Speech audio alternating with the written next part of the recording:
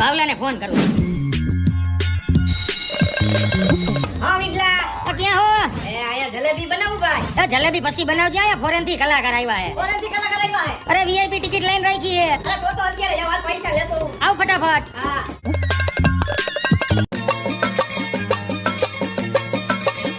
હરે ભારત પપોને ચડી રે બડર પપોને હચડી રે.